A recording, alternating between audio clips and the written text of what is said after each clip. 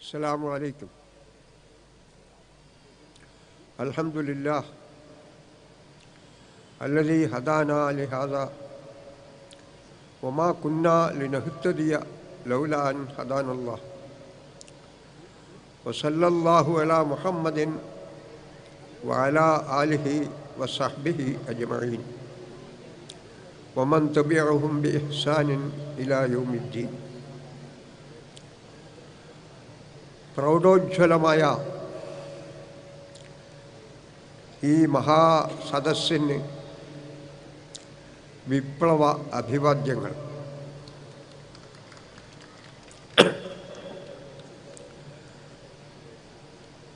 ഞാനിവിടെ വന്നു നിൽക്കുന്നത് രണ്ടാവശ്യത്തിനാണ്.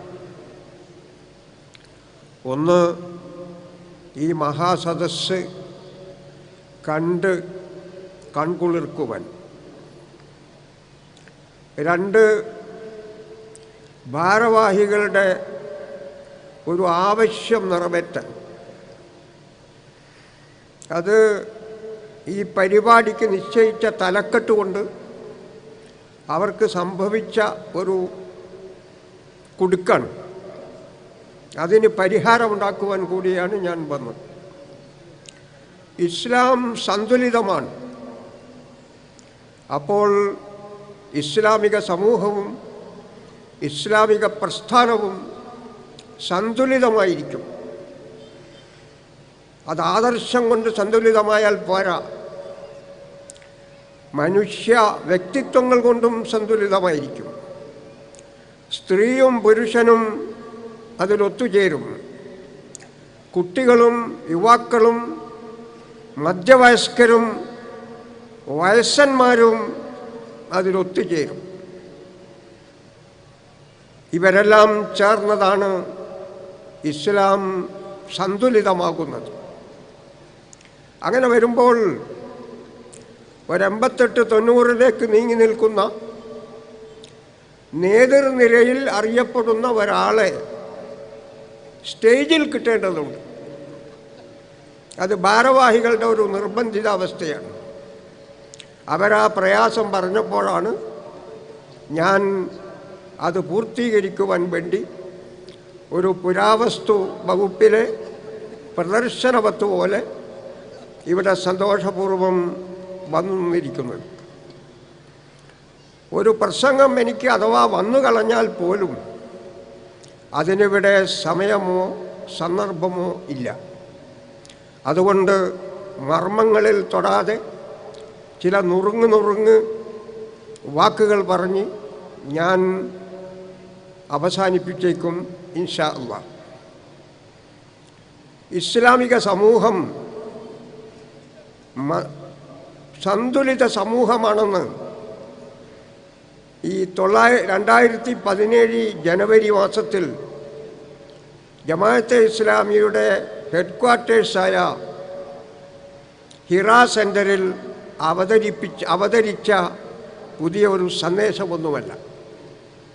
മനുഷ്യ സമൂഹമുണ്ടായതു മുതൽ മനുഷ്യ സമൂഹത്തോടൊപ്പം യാത്ര ചെയ്ത ഇസ്ലാം ഉണ്ടായതു മുതൽ ഇസ്ലാം സന്തുലിതമായിരുന്നു.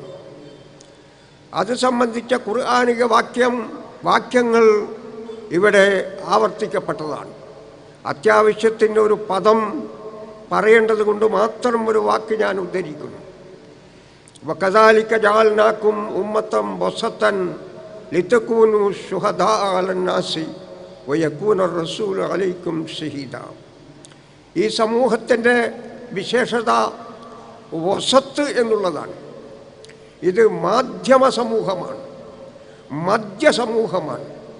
അഥവാ നീതിയിൽ, ധർമ്മത്തിൽ, നന്മയിൽ മധ്യത്തിൽ നിൽക്കുന്ന സമൂഹമാണ്. ഈ സമൂഹത്തിൻ്റെ സവിശേഷത വസത്തിയത്ത്, മധ്യസ്ഥാവസ്ഥ എന്നുള്ളതാണ്. ഇത് ഖുർആൻ ഈ സമൂഹത്തിന് നൽകിയ ശാശ്വതമായ എന്നുമെന്നും നിലനിൽക്കേണ്ടുന്ന സവിശേഷതയാണ്. ഈ മാധ്യസ്ഥതയെ മുന്നിൽ വെച്ചുകൊണ്ട് 2-4 വാക്കുകൾ ഞാൻ സൂചിപ്പിക്കുക മാത്രം ചെയ്യുന്നു. ഈ സമൂഹത്തെ സംബന്ധിച്ച് യേശുക്രിസ്തു ഈസാ നബി അലൈഹിസ്സലാം പറഞ്ഞിട്ടുള്ളത്, ഈ സമൂഹം ഭൂമിയിലെ ഉപ്പും പർവ്വതങ്ങളിലെ ഉയരങ്ങളിലെ വെളിച്ചവുമാകുന്നു എന്നാണ്. ഇസ്ലാമിക സമൂഹം, ദൈവികമായ അള്ളാഹു നിയോഗിച്ച സമൂഹം ഭൂമിയിലെ ഉപ്പാണ്. എന്താണ് ഉപ്പിൻ്റെ വിശേഷം എന്ന് ചോദിച്ചാൽ, കേടുപാട് വരാതിരിക്കുവാൻ, പുഴുത്തു പോകാതിരിക്കാൻ, ചീഞ്ഞളിഞ്ഞു പോകാതിരിക്കുവാൻ സകല വസ്തുക്കളും പഴയ കാലത്ത്, നല്ല പ്രകൃതിയുക്തമായ കാലത്ത് ഉപ്പിട്ടാണ് ആളുകൾ സൂക്ഷിച്ചിരുന്നത്. ഉപ്പിലിട്ട മാങ്ങ, ഉപ്പിലിട്ട നാരങ്ങ, ഉപ്പിലിട്ട മത്സ്യം, ഉപ്പിലിട്ട ഉണക്ക് മത്സ്യം, ഇതൊക്കെ പരിശുദ്ധമായ ഭക്ഷ്യപദാർത്ഥങ്ങളായിരുന്നു. അത് അലിഞ്ഞു പോവുകയില്ല, ചീഞ്ഞു പോവുകയില്ല, കെട്ടുപോവുകയില്ല. ഇതിനു വേണ്ടിയാണ് ഉപ്പ് ഉപയോഗിക്കുന്നത്. അങ്ങനെ മനുഷ്യ സമൂഹത്തെ ചീഞ്ഞളിഞ്ഞു പോകുന്നതിൽ നിന്നും, കെട്ട് താണുപോകുന്നതിൽ നിന്നും ഒക്കെ സുരക്ഷിതമാക്കി നിർത്തുന്ന ഭൂമിയിലെ ഉപ്പാണ് ഇസ്ലാമിക സമൂഹം എന്ന് പറഞ്ഞത് ഈസാ നബി അലൈഹിസ്സലാമാണ്. അങ്ങനെയുള്ള ഉപ്പിൽ ഉപ്പ് പൂത്തുപോവുകയില്ല, ഉപ്പ് പുഴുത്തു പോവുകയില്ല. ചിലപ്പോൾ ഉപ്പിലൊരു കീടം വീണുപോയെന്ന് വരാം. അങ്ങനെയുള്ള ഒരു കീടമാണ് IS എന്ന് പറയുന്നത്. അത് ഇസ്ലാമിക സമൂഹത്തിൽ വീണുപോയ ഒരു കീടമാണ്. അതുകൊണ്ടാണ് ISൻ്റെ പ്രകടനം വെളിച്ചത്ത് വന്നതു മുതൽ ജമാഅത്തെ ഇസ്ലാമി ഒരു മുദ്രാവാക്യം സമൂഹത്തിൻ്റെ മുമ്പിൽ ഇട്ടുകൊടുത്തത്. IS ഇസ്ലാമല്ല. ഇത്രയും സമഗ്രമായ, ഇത്രയും ചുരുങ്ങിയ ഒരു മുദ്രാവാക്യം കണ്ടുപിടിക്കാൻ പ്രയാസമാണ്. IS മറ്റെന്തായാലും ഇസ്ലാമല്ല. അത് ഉപ്പ് പുഴുത്തതല്ല, ഉപ്പിൽ ഒരു കീടം വന്ന് വീണതാണ് എന്ന് നാം മനസ്സിലാക്കേണ്ടതായിട്ടുണ്ട്. ഉപ്പിനെ സംബന്ധിച്ച് ഒരു കവി പറയുന്നു, ബിൽ മിൽഹി തുസ്ലഹുമാ തുഖ്ശാ അവാഖിബുഹു ഫകൈഫ ബിൽ മിൽഹി ഇൻ ഹല്ലത് ബിഹിൽ ഗിയറു. ഉപ്പ് കൊണ്ടാണ് മലിനമാകുന്ന എല്ലാ സാധനങ്ങളും കാത്തു സൂക്ഷിക്കുന്നത്. പക്ഷെ ഉപ്പ് പുഴുത്തു പോയാൽ എന്ത് ചെയ്യുമെന്ന്? ഞാനും നിങ്ങളും സമുദായം പുഴുത്തു പോകുന്നതിനെ കാത്തു സൂക്ഷിക്കുവാൻ ബദ്ധശ്രദ്ധരായ, പ്രതിജ്ഞാബദ്ധരായ പ്രവർത്തകരാണ്. പക്ഷേ ഉപ്പിൽ വീണുപോകുന്ന കീടങ്ങളെ നാം എടുത്തു മാറ്റേണ്ടതായിട്ടുണ്ട്.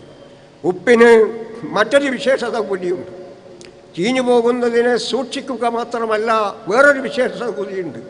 അതെന്താണെന്ന് പറഞ്ഞാൽ, സകല ഭക്ഷണങ്ങൾക്കും സ്വാദ്, രുചി, ടേസ്റ്റ് എന്ന് പറയുന്ന വിശദീകരിക്കുവാൻ കഴിയാത്ത ഒരു ആസ്വാദന ശേഷി ഉപ്പ് ഉണ്ടാക്കി കൊടുക്കുകയാണ്. അതുപോലെ ഇസ്ലാമിക സമൂഹവും മനുഷ്യ സമൂഹത്തിൽ ആസ്വാദന ശേഷി, ടേസ്റ്റ്, സന്തോഷം ഉണ്ടാക്കി കൊടുക്കേണ്ടുന്ന ഒരു സമൂഹമാണ്. പ്രവാചകൻ തിരുമേനി പറയുന്നു, അൽ മൂമിനു തലിക്കുൽ വജ്ഹ്. സത്യവിശ്വാസി എന്ന് പറഞ്ഞാൽ മുഖപ്രസാദമുള്ളവനാണ്, തീക്കുടുക്ക പോലുള്ളവനല്ല. കണ്ടാൽ പുഞ്ചിരിക്കുന്ന, കണ്ടാൽ സന്തോഷിക്കുന്ന, അവനെ കണ്ടാൽ ചിരിക്കാൻ തോന്നുന്ന മാന്യനായ, വിശാലഹൃദയനായ ഒരു നല്ല മനുഷ്യനാണ് ഒരു സത്യവിശ്വാസിയെന്ന് പ്രവാചകൻ പറയുന്നു. ആളെ കാണുമ്പോൾ മുഖം കോട്ടാതെ, മസിൽ പിടിക്കാതെ സന്തോഷം പ്രകടിപ്പിക്കുന്ന, ഒരാസ്വാദ്യത പകർന്നു നൽകുന്ന നല്ല മനുഷ്യനാണ് സത്യവിശ്വാസി എന്ന് പറയുന്നത്. മറ്റൊരു നബിവചനത്തിൽ പറയുന്നു, തബസ്സുമുക ലിവജ്ഹി അഖീക സദഖ. നീ നിന്റെ സഹോദരനെ നോക്കി പുഞ്ചിരിച്ചാൽ അതൊരു മഹാധർമ്മമാണ്. നിന്റെ സഹോദരനെ കാണുമ്പോൾ അസ്സലാമു അലൈക്കും, നിങ്ങൾക്ക് സമാധാനമുണ്ടാകട്ടെ എന്ന് പറഞ്ഞുകൊണ്ട് നിങ്ങളൊന്ന് പുഞ്ചരിച്ചാൽ അത് ഈ ലോകത്തിലുള്ള സർവസ്വത്തെക്കാൾ വിലപ്പെട്ട ഒരു സംഭാവനയാണ്, ഒരു ധർമ്മമാണ് എന്ന് പ്രവാചകൻ നമ്മളോട് പഠിപ്പിച്ചിരിക്കുന്നു. ഇസ്ലാമിക സമൂഹത്തിൽ ഇത്തരത്തിലുള്ള ചില കീടങ്ങളും വന്നുപെടുന്നത് സൂക്ഷിക്കേണ്ടതാണ്. കാണുമ്പോൾ മുഖം കോട്ടാതെ, കാണുമ്പോൾ മുഖം കറപ്പിക്കാതെ, സലാം ചൊല്ലിയാൽ മടക്കുവാൻ കഴിയാതെ, തെറ്റിദ്ധരിച്ചു നിൽക്കുന്ന സഹോദരങ്ങളോട് പുഞ്ചിരിക്കുവാൻ പറയുക, സന്തോഷത്തോടുകൂടിയുള്ള മുഖത്തോടുകൂടി തിരിച്ചു പോകുവാൻ പറയുക. ഞാൻ എൻ്റെ 8ാമത്തെ വയസ്സിൽ ഒരു പെട്ടിപ്പാട്ട് കേൾക്കുകയുണ്ടായി. ഹിസ് മാസ്റ്റേഴ്സ് വോയിസ് എന്ന് പറയുന്ന അന്നത്തെ ഒരു പെട്ടിക്കോളമുണ്ടല്ലോ, അതിൽ ഞാൻ പ്രവാചകൻ തിരുമേനിയെ സംബന്ധിച്ച ഒരു വാക്ക് കേൾക്കുകയുണ്ടായി. 8ാമത്തെ വയസ്സിൽ ഒരു കല്യാണപ്പരയിൽ കേട്ട ആ വാക്ക് ഞാനിന്നും ഓർത്തു പോകുന്നു.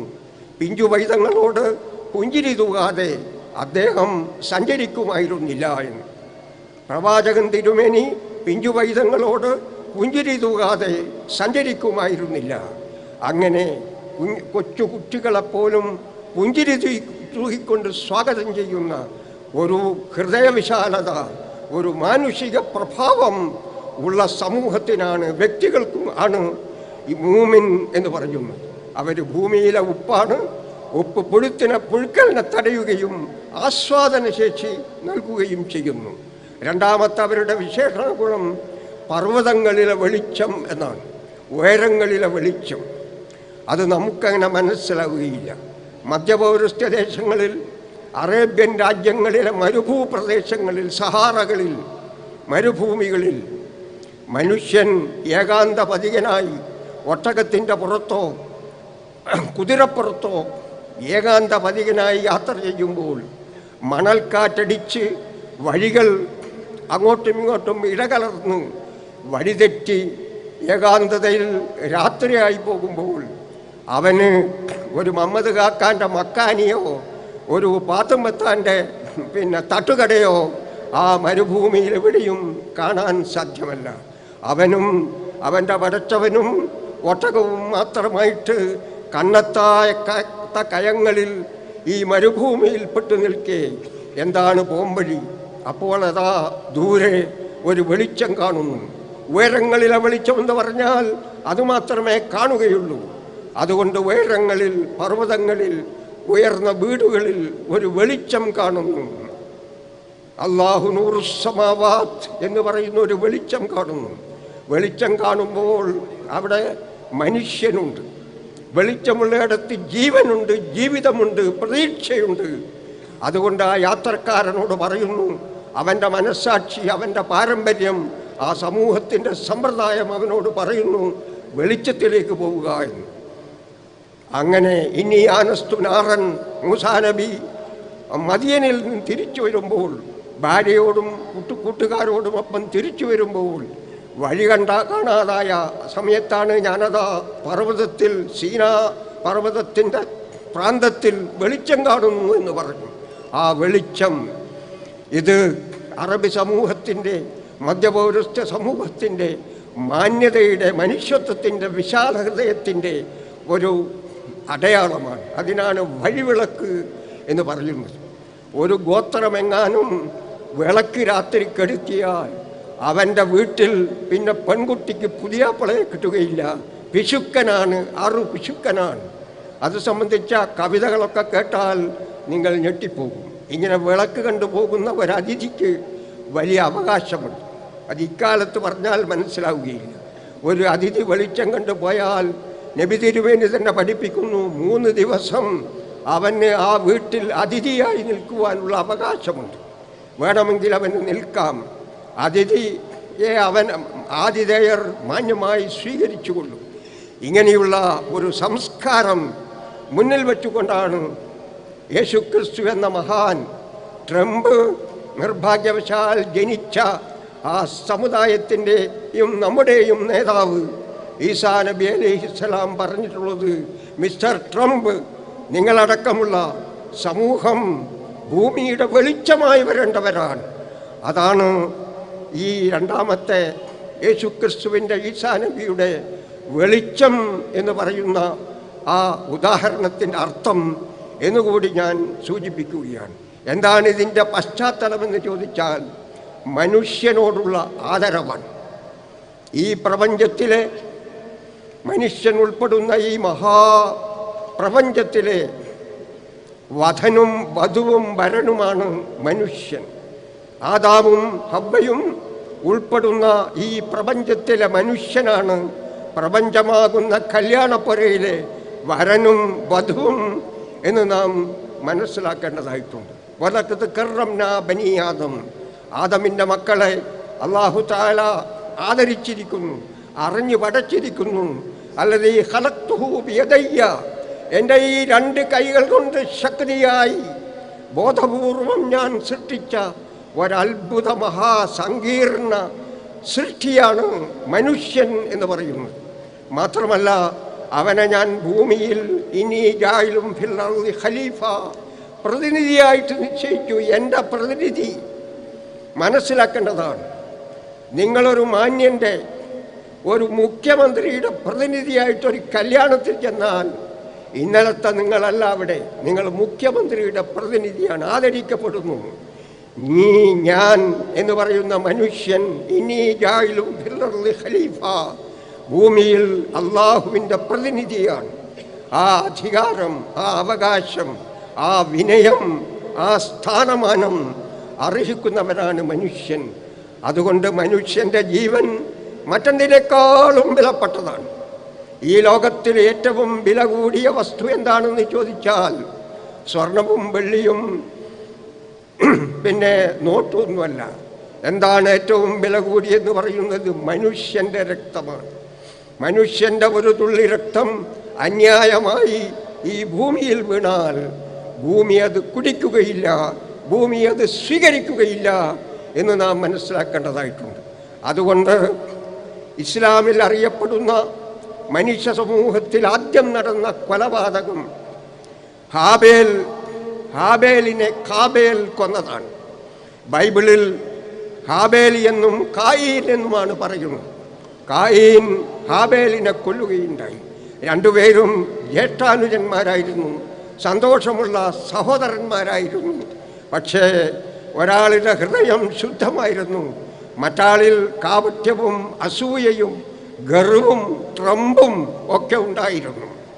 അതുകൊണ്ട് അദ്ദേഹത്തിൻ്റെ ദാനം, അദ്ദേഹത്തിൻ്റെ ബലി, അദ്ദേഹത്തിൻ്റെ ധർമ്മം അള്ളാഹു സ്വീകരിച്ചില്ല. നല്ലവനായ ഹാബേലിൻ്റെ ധർമ്മം അള്ളാഹു തആല സ്വീകരിക്കുകയുണ്ടായി.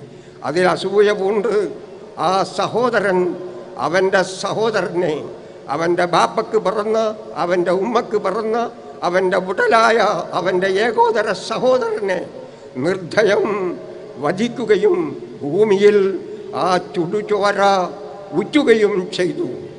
ഇത് അല്ലാഹു മനുഷ്യലോകം ഞെട്ടിപ്പോകേണ്ടുന്ന സംഭവമായിട്ടാണ് ഉദ്ധരിക്കുന്നത്. ഈ ഒരൊറ്റ കാരണം കൊണ്ട് അല്ലാഹു തആല ഒരു വിധി പ്രഖ്യാപിച്ചു. എന്താണ് വിധി? മിൻ അജ്ലി ദാലിക കതബ്നാ അലാ ബനി ഇസ്രായീൽ അന്നഹു മൻ ഖതല നഫ്സൻ ബിഗൈരി നഫ്സിൻ ഔ ഫസാദിൻ ഫിൽ അർളി ഫകഅന്നമാ ഖതല അന്നാസ ജമീഅ വമൻ അഹ്യാഹാ ഫകഅന്നമാ അഹ്യ അന്നാസ ജമീഅ. ഈ സംഭവം കാരണമായി എന്ന് പറഞ്ഞാൽ മനുഷ്യനെ കൊല്ലുന്നതിൻ്റെ വില കുറഞ്ഞ ആയപ്പോൾ അല്ലാഹു തആല മനുഷ്യ സമൂഹത്തിൽ, ഇസ്രായേൽ സമൂഹത്തിൽ ഉൾപ്പെടെ ഒരു വിളംബരം നൽകുകയാണ് ഉണ്ടായത്. എന്താണ് വിളംബരമെന്ന് ചോദിച്ചാൽ, മൻ ഖതല നഫ്സൻ ബിഗൈരി നഫ്സിൻ ഔ ഫസാദിൻ ഫിൽ അർളി, ന്യായമായ കാരണമില്ലാതെ നിരപരാധിയെ വധിക്കുകയാണെങ്കിൽ, ഒരു നിരപരാധി ഒരാളുടെ കൈയാൽ വധിക്കപ്പെടുകയാണെങ്കിൽ ഒരാൾ മാത്രമല്ല വധിക്കപ്പെടുന്നത്, ഫകഅന്നമാ ഖതല അന്നാസ ജമീഅ, മുഴുവൻ മനുഷ്യ സമൂഹത്തെയാണ് വധിച്ചിട്ടുള്ളത്.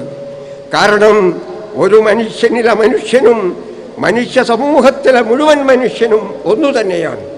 അതുകൊണ്ട് ഒരു മനുഷ്യനെ കൊന്നാൽ മനുഷ്യ സമൂഹത്തെ മുഴുവൻ കൊന്ന ഫലമാണെന്ന് അല്ലാഹു തആല പറയുന്നു. ഞാൻ പൂർണ്ണ ഉത്തമ വിശ്വാസത്തോടെ പറയുന്നു, ഇങ്ങനെ പറയാൻ കഴിഞ്ഞ ഒരൊറ്റ പ്രസ്ഥാനവും ഒരൊറ്റ സിദ്ധാന്തവും ഒരൊറ്റ പ്രത്യയശാസ്ത്രവും ഇസ്ലാമല്ലാതെ ഖുർആനല്ലാതെ മനുഷ്യലോകത്തിൽ ഉണ്ടായിട്ടില്ല. അതാണ് അതിൻ്റെ പ്രത്യേകത. ഒരു മനുഷ്യനെ കൊല്ലുക എന്ന് പറഞ്ഞാൽ മനുഷ്യ സമൂഹത്തെ കൊല്ലുക എന്നാണ്. അതിൻ്റെ മറിച്ചും പറയുന്നു, വമൻ അഹ്യാഹാ ഫകഅന്നമാ അഹ്യ അന്നാസ ജമീഅ.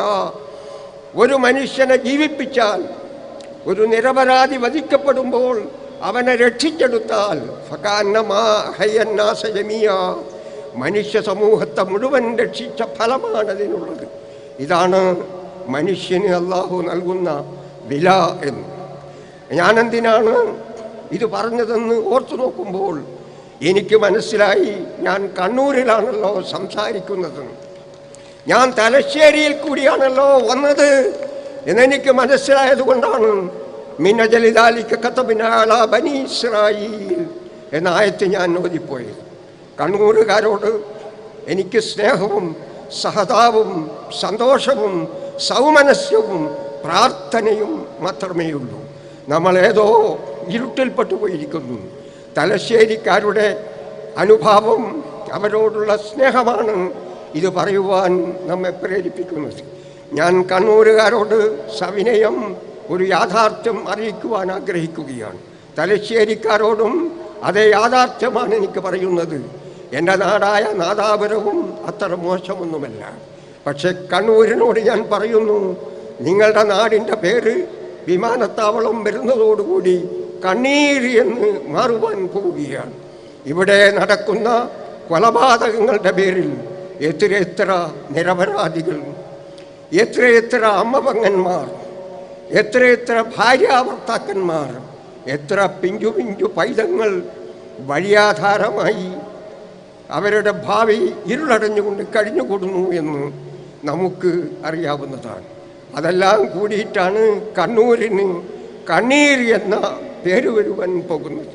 തലശ്ശേരിയെ സംബന്ധിച്ച് അത് കൊലശ്ശേരിയായിട്ട് മാറുന്ന ഒരവസ്ഥയുമുണ്ട്.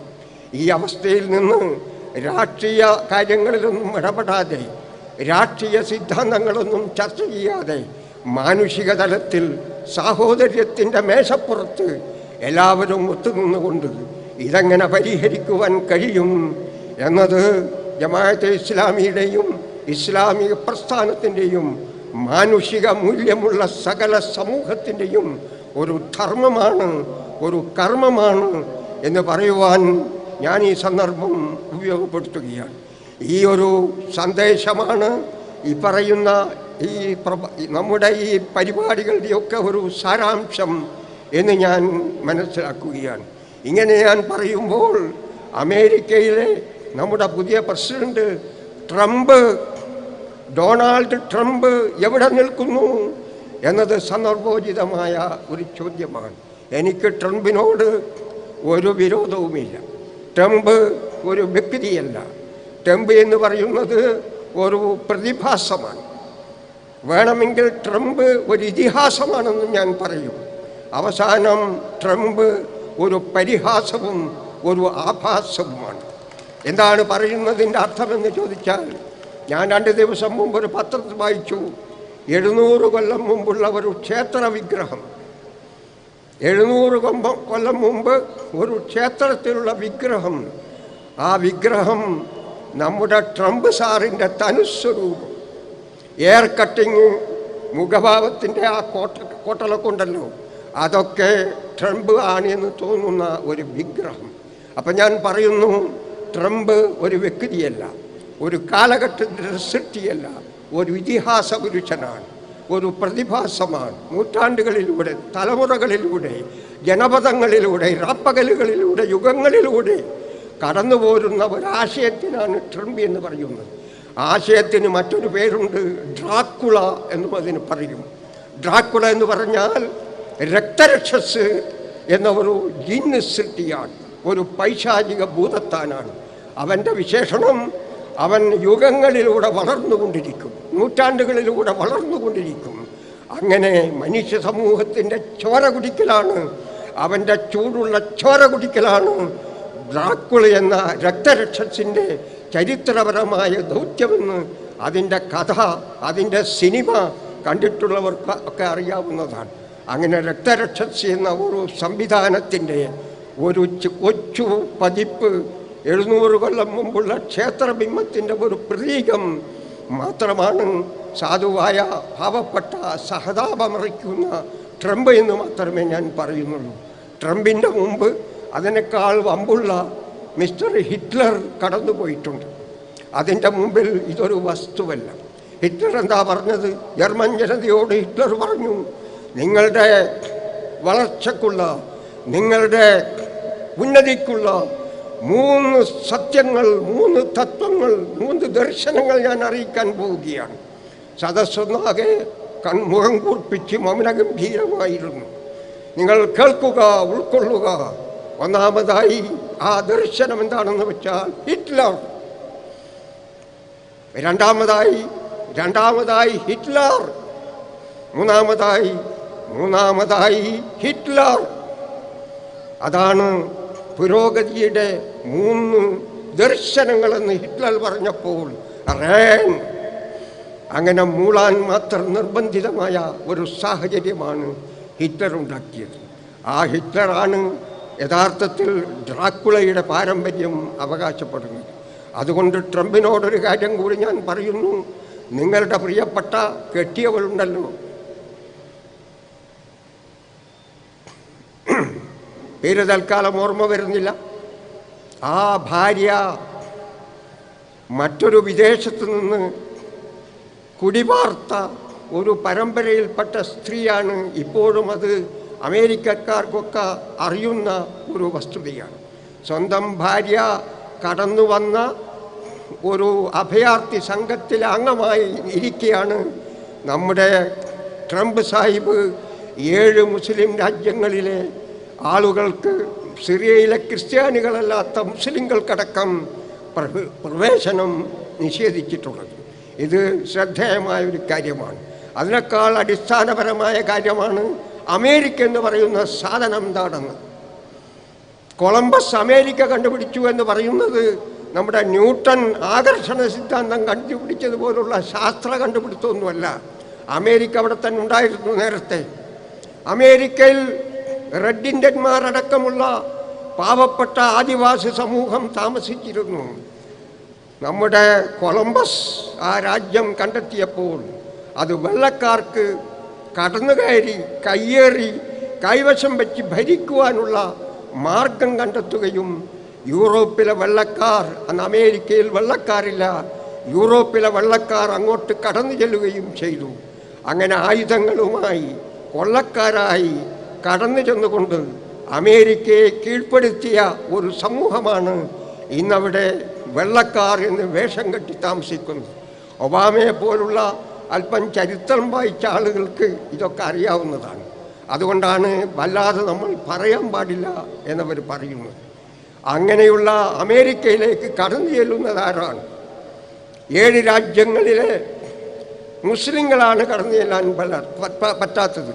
ഇതിൽ 5 രാജ്യങ്ങൾ മുസ്ലിങ്ങളുടെ, ഈ 5 രാജ്യങ്ങൾ ഇതേ അമേരിക്കയും സഹസംഘടനകളും ബോംബിട്ട് തകർത്ത് തരിപ്പണമാക്കി ലക്ഷങ്ങളെ കോടികളെ അഭയാർത്ഥികളാക്കിയ നാടുകളാണ്.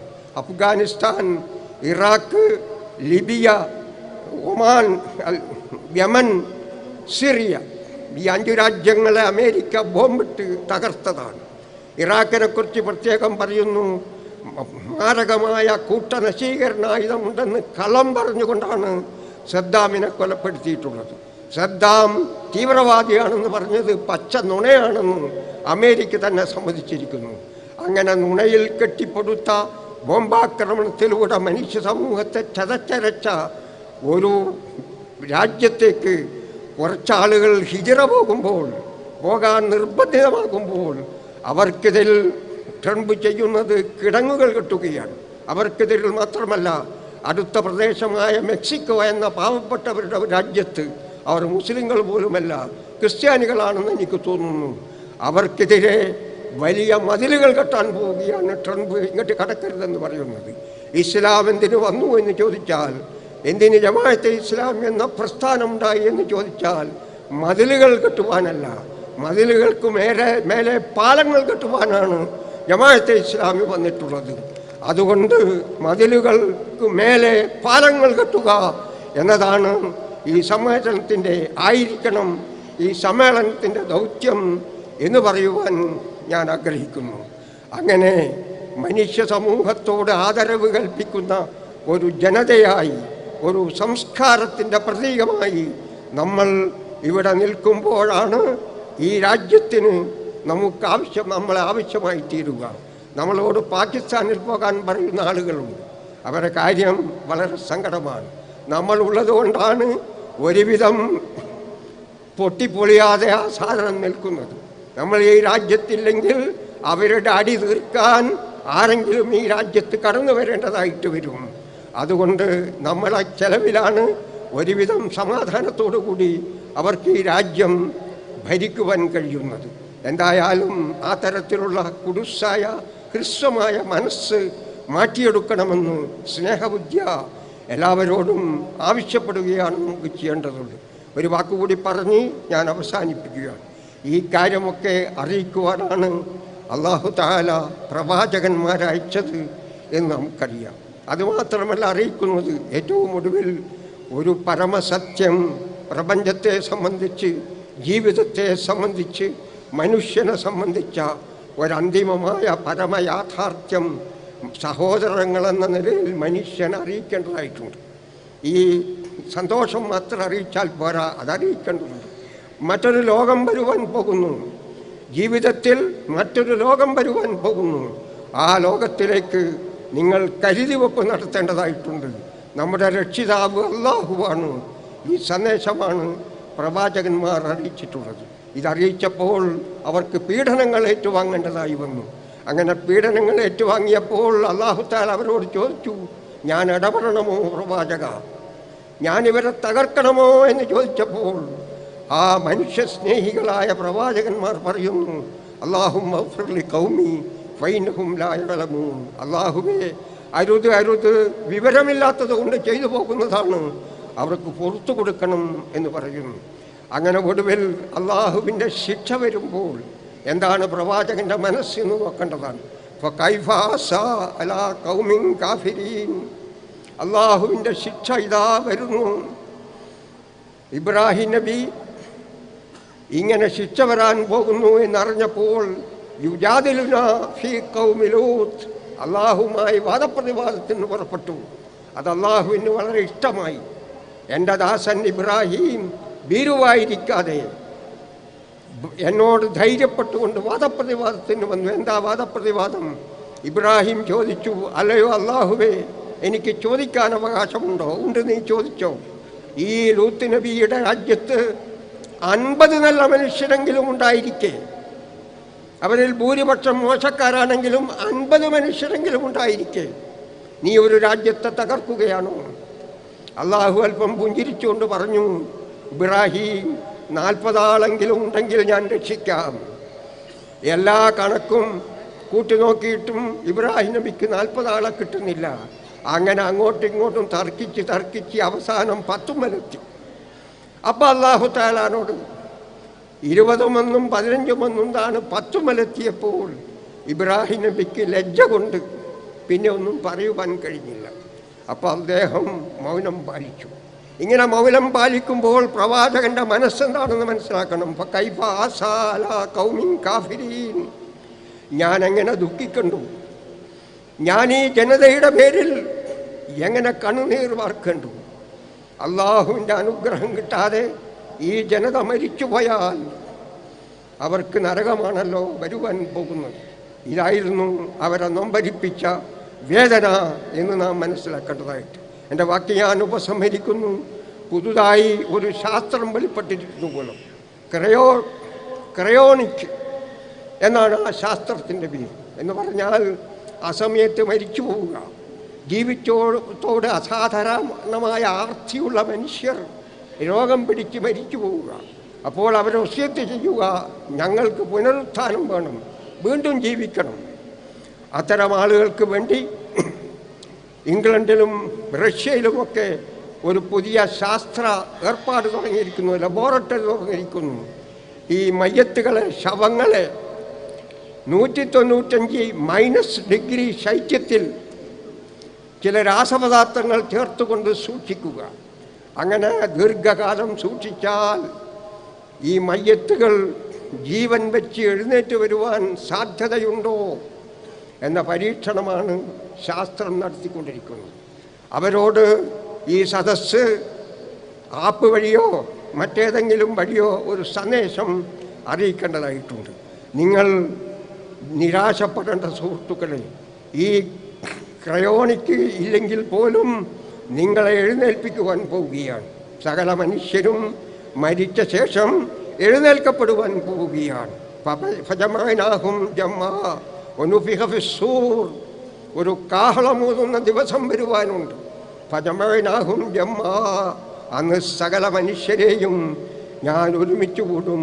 ഫൈദാഹും മിനൽ അജ്ദാസി ഇലാ റബ്ബിഹിം യൻസിലൂൻ, ഭൂമിയിൽ നിന്ന് മഴപ്പാറ്റകൾ, നമ്മുടെ ചതലുകൾ ജീവൻ വെച്ച് മഴപ്പാറ്റകളായി ഉയർന്നു വരുന്നത് പോലെ ലക്ഷലക്ഷം കോടി കോടി മനുഷ്യർ മണ്ണിൽ നിന്ന് ഉയർത്തെഴുന്നേറ്റുകൊണ്ട് അള്ളാഹുവിൻ്റെ സന്നിധാനത്തിലേക്ക് പോകുന്ന ഒരു ദിവസം വരുവാൻ പോകുന്നുണ്ട്. അതുകൊണ്ട് ഈ മഞ്ഞ് മൂടിയൊന്നും ആവശ്യമില്ല എന്നാണ് അവസാനമായിട്ട് നമുക്ക് മനുഷ്യ സമൂഹത്തോട് പറയുവാനുള്ളത്. അങ്ങനെ ഓർമ്മ വരുന്ന ഒരായത്തോതിക്കൊണ്ട് ഞാൻ എൻ്റെ വാക്കുകൾ ഉപസംഹരിക്കുകയാണ്. വജാഅത്ത് സകറത്തുൽ മൗതി ബിൽ ഹഖ് ذلك ما كنت منه تحيد ونفخ في الصور ذلك يوم الوعيد وجاءت كل نفس معها سائق وشهيد لقد كنت في غفلة من هذا فكشفنا عنك غطاءك فبصرك اليوم حديد. അതാ വരുന്നു സകറാത്തുൽ മൗത്ത് എന്ന മരണവെപ്രാളം. അതാ വരുന്നു ബിൽ ഹഖ്, ഇപ്പോൾ വന്നിട്ടുള്ളത് യഥാർത്ഥമായ അവസാനത്തെ വരവാണ്. ആ സന്ദർഭത്തിൽ മനുഷ്യൻ്റെ അവസ്ഥയാണ് പറയുന്നത്. അവൻ ഞെട്ടിത്തെറിച്ചു പോകുന്നു, അവനെങ്ങോട്ട് പോകണമെന്ന് ബേജാറായിത്തീരുന്നു. ആ മരണത്തിൻ്റെ ശേഷം ഒരു കാഹളം വിളി പിന്നെ അവൻ കേൾക്കുന്നു. അവനെ സംബന്ധിച്ച് ഒരു ദിവസമേ, ഒരു രാത്രിയെ ഉറങ്ങിയിട്ടുള്ളൂ എന്നാണ് അവന് തോന്നുന്നത്. ഒരു കാഹളം വിളി അവൻ കേൾക്കുന്നു. ഫൈദാഹും മിനൽ അജ്ദാസി ഇലാ റബ്ബിഹിം യൻസിലൂൻ, എഴുന്നേൽക്ക് എഴുന്നേൽക്ക് എന്ന് പറഞ്ഞുകൊണ്ട് സകലം എഴുന്നേറ്റ് നിൽക്കുന്നു. ഭീഷണമായ ഒരു സന്ദർഭമാണത് എന്ന് പറയുന്നു. വജാഅത്ത് കുല്ലു നഫ്സിൻ മഅഹാ സായിഖും വശഹീദ്, ഓരോ മനുഷ്യനെയും തെളിക്കുന്ന ഒരു പോലീസുകാരനും അവൻ്റെ ചെയ്തികൾക്ക് സാക്ഷ്യം വഹിച്ച ഒരാളും കയ്യാമം വെച്ചുകൊണ്ട് കൊണ്ടുപോകുന്ന ഒരു സന്ദർഭമാണത്. ആ സന്ദർഭത്തെക്കുറിച്ച് ഖുർആൻ അവസാനമായി പറയുന്നു, അല്ലയോ മനുഷ്യ, ലഖദ് കുന്ത ഫീ ഗഫ്ലത്തിൻ മിൻ ഹാദാ, നീ ഇതുവരെ ഐസ് കട്ടയിൽ 192 ഡിഗ്രി ശൈത്യത്തിൻ്റെ ഐസ് കട്ടയിൽ, ഗഫലത്താകുന്ന ഐസ് കട്ടയിൽ കഴിഞ്ഞുകൂടുകയായിരുന്നില്ലേ? അതുകൊണ്ട് ഫബസറുക്കൽ യൗമ ഹദീദ്, ഇപ്പോൾ നീ കണ്ണു തുറന്നു നോക്കുക. ലഖദ് കുന്ത ഫീ ഗഫലത്തിൻ മിൻ ഹാദാ, നീ ഇത് അശ്രദ്ധയിൽ കഴിഞ്ഞുകൂടുകയായിരുന്നു. ഫബസറുക്കൽ യൗമ ഹദീദ്, ഇന്ന് മൂർച്ചയുള്ള കൂർത്ത ഒരു കണ്ണ് നിന്റെ മുമ്പിലുണ്ട്. നീ വന്ന ഈ യാഥാർത്ഥ്യത്തെ നിന്റെ കണ്ണുകൊണ്ട് കാണുക. അവിടെയാണ് വിചാരണ നടക്കുന്നത്. അതുകൊണ്ട് മനുഷ്യ കുൻ ഫി ദുനിയ കാന്നക സബീൽ കാന്നക ആബിറു സബീൽ, നീ ഒന്നുകിൽ ഈ ഭൂമിയിൽ ഒരു വഴിയാത്രക്കാരനെ പോലെയാകണം, അല്ലെങ്കിൽ ഒരു പരദേശിയെ പോലെയാകണം. ഒന്നുകിൽ വഴി നടന്നു പോകുന്നവൻ, അല്ലെങ്കിൽ ഒരു പ്രവാസി എന്ന് മനസ്സിലാക്കേണ്ടതായിട്ടുണ്ട്. നമുക്ക് എത്തിച്ചേരേണ്ടതുണ്ട് നാളെ അള്ളാഹുവിൻ്റെ സ്വർഗലോകത്തിലാണ്. സ്വജന്നത്തിൻ അർദുഹസ്സമാവാത്തു വൽ അർദ്, ആകാശഭൂമികളോളം വിശാലമായ ഒരു സ്വർഗലോകത്തിലാണ് നമുക്ക് എത്തിച്ചേരുവാനുള്ളത്. സർവശക്തനായ അള്ളാഹു അതിൻ്റെ തൗഫീഖ് നമുക്കെല്ലാം നൽകി അനുഗ്രഹിക്കുമാറാകട്ടെ. വാഖിറു ദഅവാന അനിൽ ഹംദുലില്ലാഹി റബ്ബിൽ ആലമീൻ. ഇസ്ലാമിക പ്രസ്ഥാനത്തിലെ തലമുതിർന്ന നേതാവും ചിന്തയിൽ ഇന്നും യൗവനം കാത്തു സൂക്ഷിക്കുന്ന വാഗ്മിയുമായ TK അബ്ദുള്ള സാഹിബിന് നന്ദി.